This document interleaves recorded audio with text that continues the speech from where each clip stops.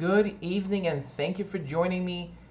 This is Andy Yagudayev and we're currently looking at Tropical Storm Ida, which is currently getting its act together just over the Cayman Islands. The center of circulation right now is currently right just southwest of West End and Little Cayman. So here's West End and Little Cayman is right over here. So and that's Cayman Island. That's the main island. That's Cayman Island. That's West End and that's Little Cayman right there. So the center of circulation is just southwest of Little Cayman right now, moving northwest. It's actually going to pass right between the two islands. It's going through the Cayman Islands, but it's not going to make landfall on any of the islands. It's actually going to go right through the gap between those three islands. Basically, it's going to go right through there. So this is the path it's basically taking, and it's going to go northwest right into Cuba. It's going to make landfall on the western tip of Cuba and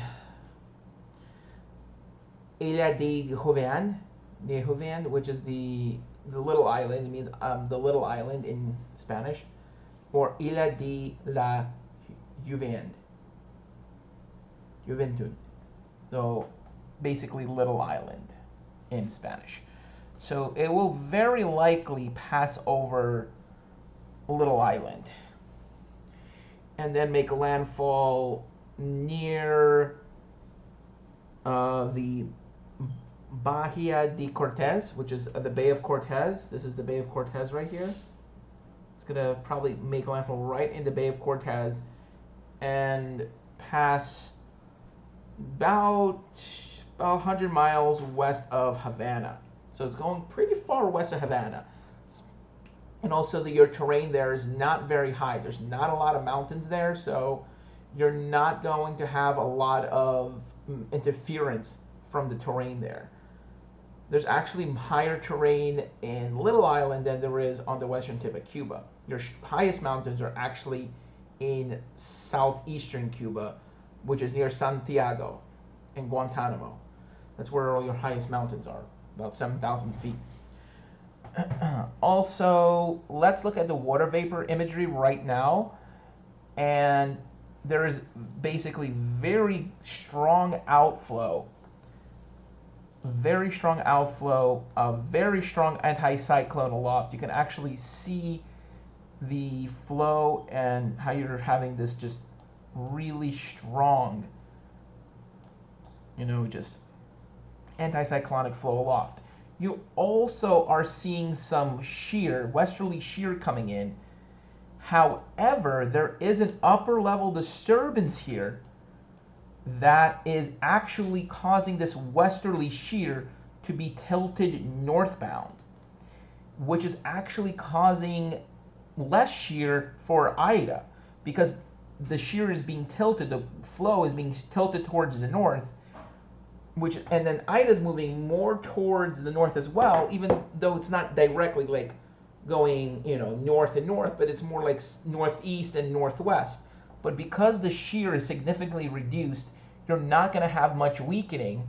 With the only weakening that will happen will likely be from the interaction here in the Little Island and the western tip of Cuba. And looking forward, let's look at the GFS, at the water vapor satellite, or the models. And this is indicating that while there is some dry air, towards the west, it's going to fizzle out, and Tropical Storm Ida will become a hurricane, very likely late Friday afternoon, which is tomorrow, or early Saturday. And landfall will begin. Look at that, 953 millibars.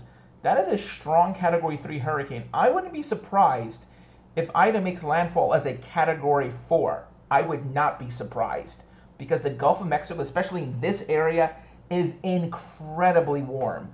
And I'm talking about temperatures in the upper 80s, close to 90 degrees here. So that is just astronomically unusually warm for that area.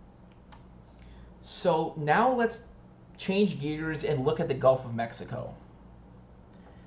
I mean, look at this. Just look at all this warm water.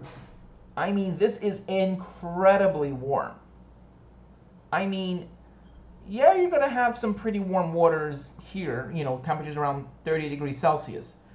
But this, look at this area of extremely warm temperatures. I mean, this is incredible.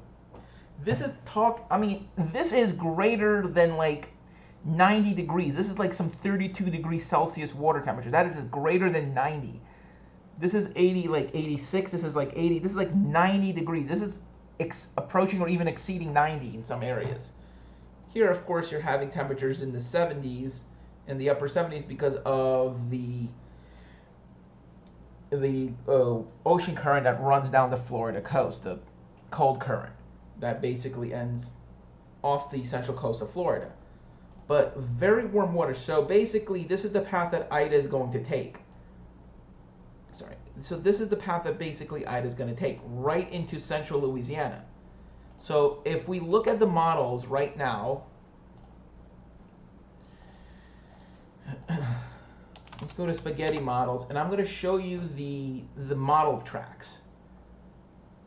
Basically, they're showing a path that's going to take it just over a little bit to the west of Ile de Jouveland, or the little island, and then it's going to take it northwest and go right into these very warm water temperatures. So basically, this is the path it's going to take. Basically like this, right into the very warm water temperatures. I mean, if it goes a little bit, you know, further west and does something like this, you're gonna have to contend with a lot of warm water temperatures. I mean, you might see some weakening or, you know, like slight pause in the strengthening once it gets in this area because of, you know, water temperatures being in the low 80s. But once it gets through here, it's going to explode. This is where I think some really intense rapid intensification is going to take place, right in this area. So she may come in here as a Cat 1 or Cat 2, but make landfall as a high-end Cat 3, even Cat 4 right here. So very, very warm water temperatures. I'm talking about water temperatures in the upper 80s to low 90s right here. So low wind shear, a lot of atmospheric moisture, extremely warm water temperatures. You're talking about a perfect trifecta of just rapid intensification. I mean, don't think green means, oh, it's not too warm. Keep in mind, green is like 86 degrees. You can also have rapid intensification even with these temperatures. I mean, with these temperatures, you're going to have extremely fast rapid intensification, like very rapid deepening, because your release of latent heat is going to be off the charts, basically. And now let's look at the aircraft reconnaissance data. So let's look at that right now. Let's look at aircraft recon. So this is older information. This is like from 6 p.m. I'm going to guess right now your pressures are hovering right around 999, 1,000 millibars. Because at the time, you know, the center was exposed. There was very little convection. Now it's just blowing up. I mean, look at this. You're having some really strong convection at the moment with Ida. I mean, look at this. Right over the center of circulation, too. Boom. Like, it is really just deepening right now. The convection is really just blowing up. Sure, you're not having convection here, but your center of circulation, here it is. There it is. Let me pause it right now. Oh.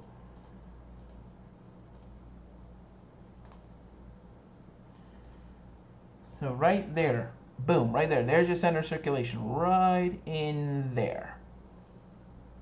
There's your center of circulation, or about where it is. It's like right in here. So it's like somewhere in this area. I'm going to basically draw where the center most likely is.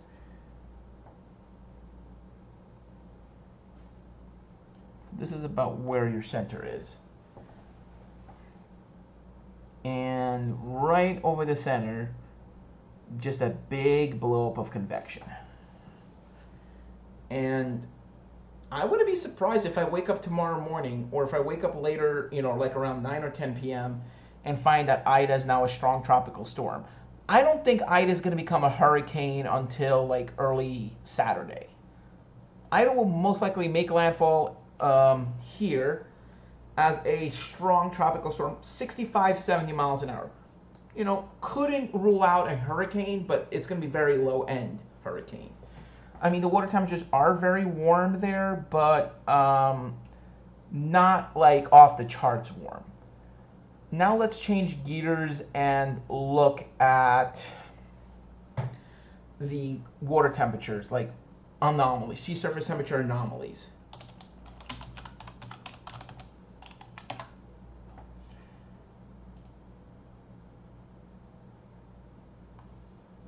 So let's look at sea surface temperature anomalies right now.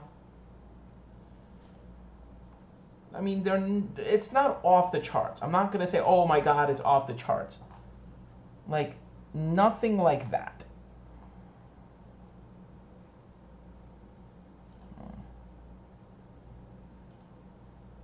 Yeah, that's what I was looking for. Okay. So let's look at the tropics. Let's look at sea surface temperature anomalies for the Caribbean, basically. So this is a loop looking at the last month, right until August 27th. And you're going to see an abrupt cooling right there because of, you know, not Henry, but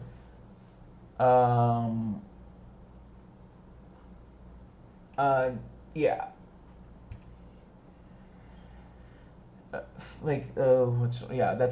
That hurricane that went into Mexico. I'm trying to remember the name. It was.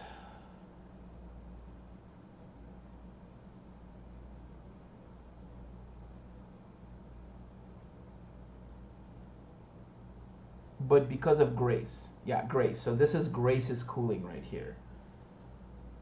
And so the Gulf itself, especially the Gulf Coast, very warm. I mean, look at this, about 2 to 3 degrees Celsius warmer than normal. So yeah, the Gulf Coast is incredibly warm right now. So the cool anomaly is gone. Like, any cooling that there was is completely and utterly gone, other than here. Like, once it gets into the central Gulf, passes over the loop current, because the loop current has warm water going all the way down deep. So basically, it's not going to upwell cold water. It's just going to continue to upwell warm water. And plus, you have all this basically just supercharged warm waters right here, right until the point of landfall. So you're going to have rapid intensification. So now let's change gears and look at the NAM, the high-res NAM. And then we're going to look at HWRF. But the NAM is showing a very, very dangerous storm, like possibly a Category 5 hurricane, possibly Category 5. Yep, Category 5. Look at that, 910 millibars. Like, oh my God, wow, 896 millibars. Of course, the NAM does sometimes go off the charts and do some crazy stuff. Of course, NAM is high-res is not very reliable past like 48 hours. Once you go past 48 hours, especially for hurricanes, it does get a little bit wonky. So I don't think this is going to happen. I think at this point she'll probably be Cat 3, Cat 2, definitely not a 5. I mean, I just don't see it happening this quickly. I mean, let's see what the NAM is showing at this time in terms of, okay, so this is when Hurricane Ida just pierced herself. At this point, she's a hurricane. Yeah, Category 5, no, absolutely not. Not at this stage. Yeah. Let's look at wind gusts. 14 knots. So let's look at tropical tidbits again. And let's look at regions, continental United States. Let's look at the NAM. Again, we're still looking at the NAM. 896 millibars.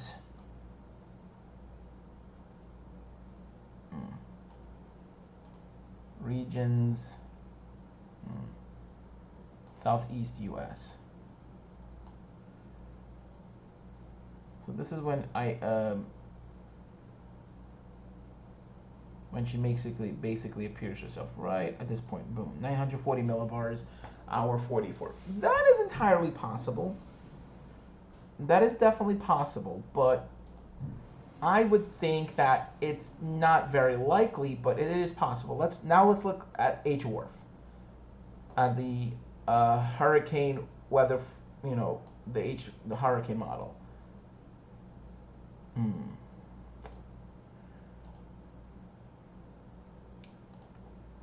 Right. HWRF is probably underestimating the storm's strength.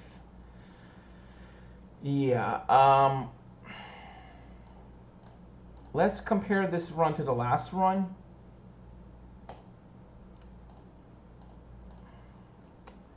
Yeah, I just don't buy a 982 millibar storm. I don't buy this. I'm sorry, but I don't. It's strengthening too like slowly. It's just intensifying the storm too slowly. This is possible. I mean, this is definitely possible. However, yeah, see, here was 968. Now they're showing a stronger storm. Now they're showing a 954, which actually makes more sense. The GFS is showing the same thing. The Canadian is showing a weaker storm. Again, I just don't buy this. With all this warm waters you're having in the Northern Gulf, she's going to blow big time. Like, she's probably going to pull a Michael on us. No one expected Michael to be a Cat 5. None of the models forecast that except the NAM. The NAM was the only model that showed a Category 5 storm making landfall on the Florida Panhandle, right along the the northern Gulf Coast. And looking at Icon, again, 986 millibars, 963, okay, maybe, right over that extremely warm water. Like, I mean, already looking at the satellite, you saw that big blow up of convection. So it's definitely possible that Ida will become a major hurricane making landfall along the Louisiana coast. Maybe Category 4. And look at this. Okay, I'm laughing because they're showing a hurricane going right up the right up the Gulf of California. Oh my God. Holy crap, look at this. I mean, this is not a tropical storm going into Arizona. I mean, that is like, okay. That is going to produce a lot of rain. I mean, imagine if it actually goes right up the Gulf of California till the very end. You'll probably have a strong tropical storm going into Arizona, like a actual tropical storm. Not like, a storm that's like a tropical storm, but a actual tropical storm. Let's look at 18Z. I mean, this is entirely possible. So, yeah, you may actually have a tropical storm going into the Baja California coast. I want to change gears and look at the steering flow of the GFS now, of Ida. Looking at the GFS and looking at the steering flow. Let's look at upper dynamics and look at 500 millibar height anomaly. So here's your high pressure system right here. Here's your big high pressure system, which is basically going to be dictating the flow. So basically here's going to be your flow for Ida, basically. This is what it's going to be doing in 54 hours. So So let's look at Ida again. Look at the steering flow. So basically, she'll be going west, northwest, west-northwest to northwest, and then we'll go north right into the Louisiana coast as that high pressure system basically collapses. Let's look at the European, and basically it shows the same thing. So let's look at the Euro, and again, showing a high pressure system, over the southeast. Here's Ida bound to make landfall right in Louisiana, right there. So strong landfalling hurricane right into Louisiana. So let's look at lower dynamics, height anomaly, and boom, 973 millibars. So strong hurricane making landfall right along the Louisiana coast.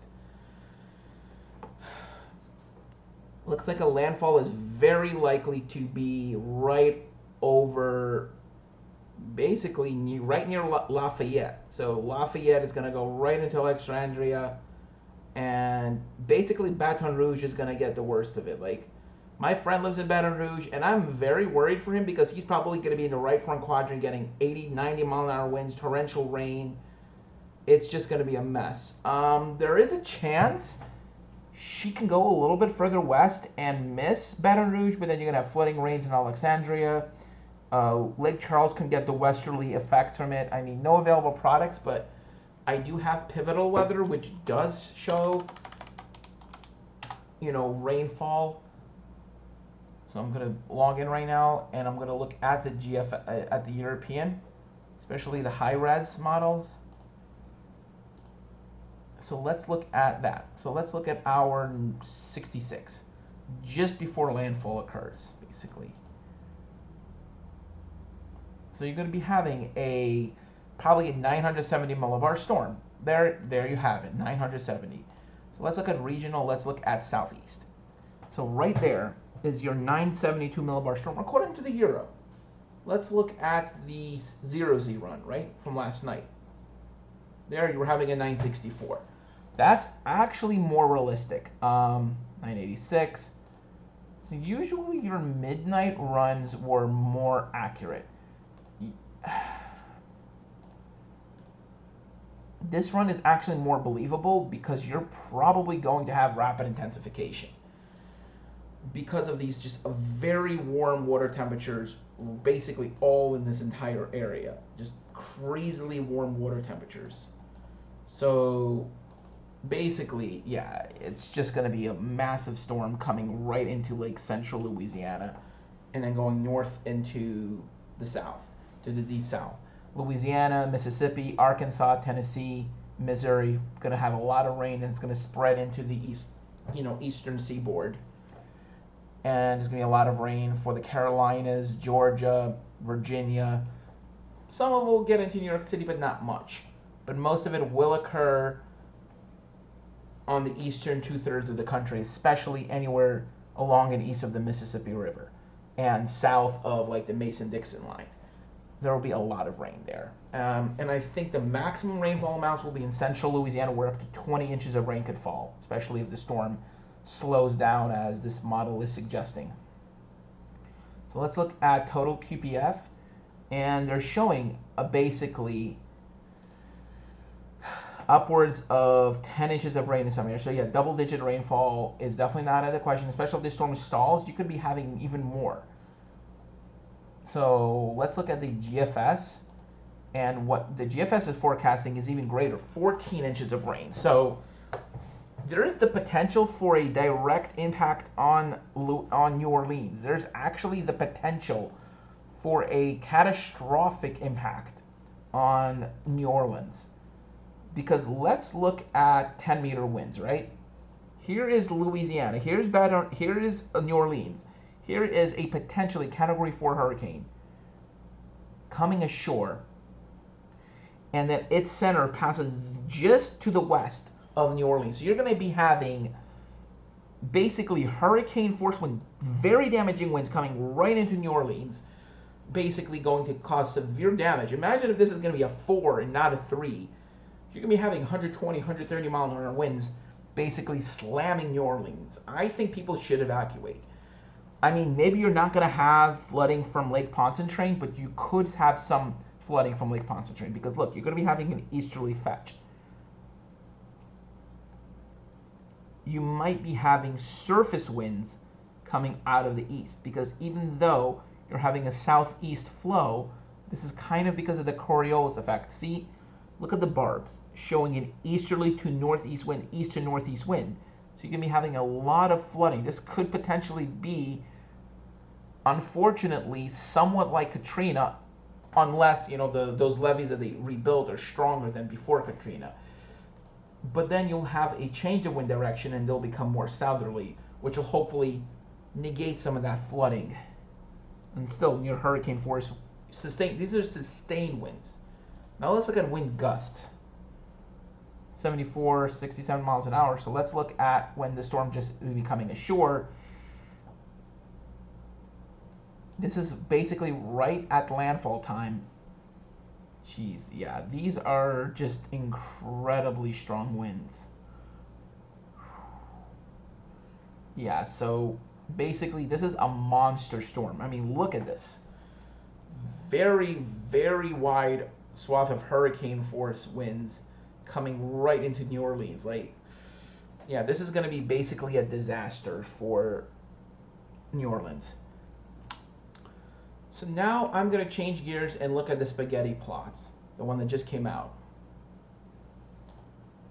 So they just initialized. I'm just not buying this. I'm sorry, but I'm not buying this at all.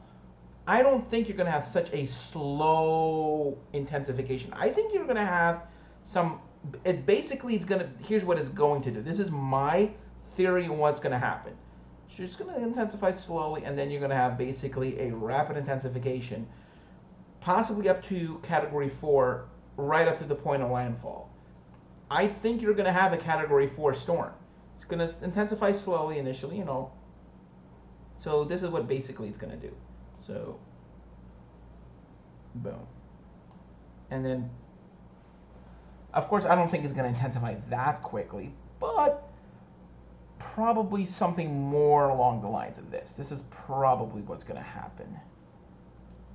And then probably right up to the point of landfall, and then we'll probably follow a very sharp decline after landfall because of, you know, interaction with land. You could have a little bit of a brown ocean effect, which will potentially allow the hurricane to remain as a hurricane status into northern Louisiana. But after that, it's going to encounter some higher terrain, less, you know, the ground won't be as saturated, and it will start weakening rather quickly. So the brown ocean effect, the one I'm thinking about, will probably allow Ida to remain as a major hurricane, probably 6 to 8 hours after making initial landfall. Or even like, I wouldn't even be surprised if it actually continues intensifying up to 30 minutes after actually striking land. It actually might still be strengthening because the land is just going to be so saturated because the area is just so moisture logged. You know, southern Louisiana is basically just a swamp, and the water temperatures there are even warmer than probably in the Gulf. The only interaction we'll have is probably some vegetation and some land, but even the land will be super saturated. So not just because of the rainfall from the storm, just in general. So we'll probably still have some strengthening 30 minutes to probably an hour after landfall. So like once it hits an hour, I think you'll probably hit peak intensity about 30 to 40 minutes after landfall, and then we'll have very quick weakening or gradual weakening until it hits like the central part of the state where the ground is not as saturated and it's higher in elevation. So anyway, thank you for watching and good night.